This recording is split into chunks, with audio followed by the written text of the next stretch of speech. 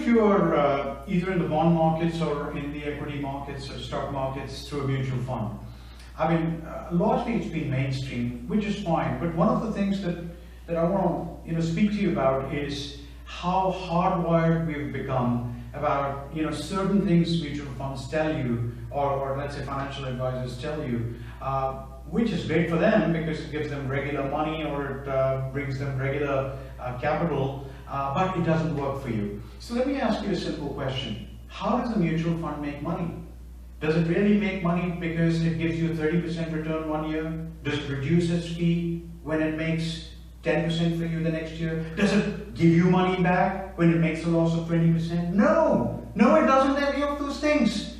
So how does a mutual fund make money, or how does a financial advisor make money? The way they make money is getting more and more of your money. They make money on assets under management. I mean, that's amazing, right?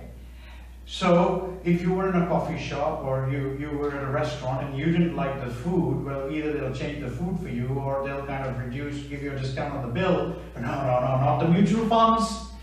They're going to charge you whether they're efficient, whether they're inefficient, whether they make losses, or whether they make gains. Does it make any sense for you?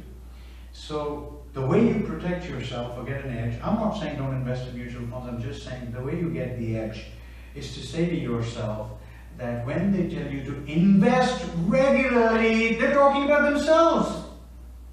They want you to give money regularly to them so that they have more assets under management and they can charge more and more fees.